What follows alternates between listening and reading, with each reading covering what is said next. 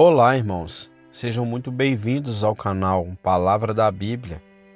Eu sou Sidney Agenor e hoje vou narrar para vocês uma pequena reflexão de John Charles Riley, mais conhecido como J.C. Riley.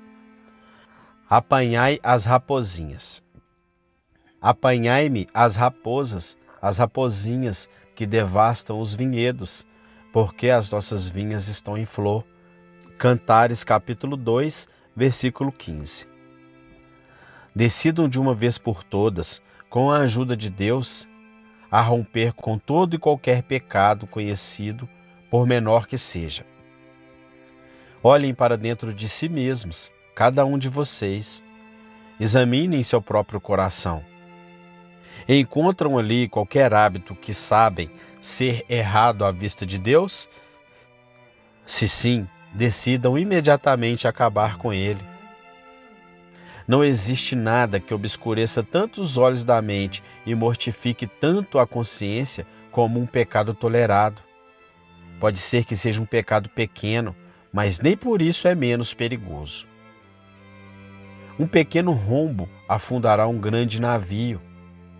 Uma pequena fagulha dará origem a um grande fogo. Dessa mesma forma, um pequeno pecado tolerado arruinará uma alma imortal. Ouçam meu conselho e jamais poupem um pecado pequeno. Israel recebeu a ordem de matar todos os cananeus, tanto os grandes como pequenos. Hajam com base no mesmo princípio e não tenham piedade dos pecados pequenos. Vocês podem ter certeza de que nenhum homem perverso jamais pensou em ser tão perverso quando começou. Mas ele começou tolerando alguns pecados pequenos, e isso os levou a algo maior. E isso, por sua vez, produziu pecados ainda maiores, e dessa forma, ele se tornou o ser miserável que agora é. Irmãos, resistam ao pecado em suas primeiras manifestações. Alguns pecados talvez pareçam pequenos e insignificantes, mas prestem atenção ao que eu digo. Resistam a esses pecados. Não façam concessões. Não deixem nenhum pecado alojar-se quietamente e imperturbado em seu coração. Lembrem-se das palavras do apóstolo. Não sabeis que um pouco de fermento leveda a massa toda? 1 Coríntios capítulo 5, versículo 6. Muitas pessoas poderiam dizer a vocês, com tristeza e vergonha, que reconhecem que sua ruína começou do jeito que descrevi, dando lugar ao pecado em suas primeiras manifestações. Eles começaram com hábitos de engano e desonestidade em pequenas coisas e desenvolveram isso mais e mais. Passo a passo, passaram de mal a pior, até que fizeram coisas que no passado achavam que era impossível fazerem. Por fim, perderam o caráter, perderam a paz e quase perderam a alma. Eles toleraram uma brecha na parede de sua consciência, porque parecia uma brecha pequena e, uma vez tolerada, essa brecha cresceu cada dia mais, até que a parede toda ruiu. O que quer que o mundo pense, não existem pecados pequenos. Todos os hábitos são formados por uma sucessão de pequenos atos e o primeiro pequeno ato tem imensa importância e efeito. O lenhador da parábola de Esopo pediu apenas que as árvores lhe concedessem um cabo para seu machado, e ele não as incomodaria mais além disso. Ele recebeu o que pediu e pouco tempo depois derrubou-as todas. A única coisa que o diabo quer é conseguir a cunha de um pequeno pecado tolerado em seu coração, e logo você será todo dele.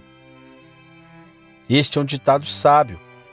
Não existe nada pequeno entre nós e Deus, porque Deus é um Deus infinito. Há duas maneiras de descer de uma escada. Uma é pular para baixo e a outra é descer por meio dos degraus.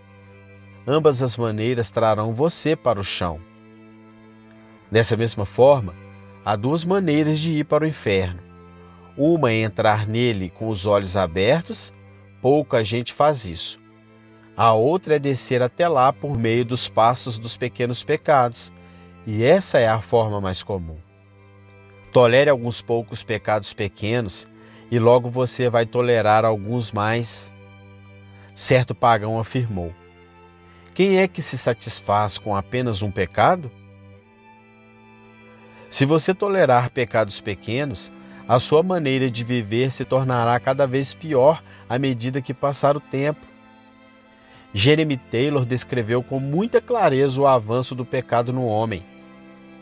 Primeiro, o pecado o choca, depois torna-se agradável, depois torna-se fácil, depois torna-se delicioso, depois torna-se frequente, depois torna-se habitual, depois torna-se um estilo de vida, depois o homem não sente mais culpa, depois torna-se obstinado e então ele está condenado ao inferno. Amigos, se vocês não querem chegar a isso, lembrem-se da orientação que lhes dei hoje. Decidam de uma vez por todas a romper com todo e qualquer pecado conhecido.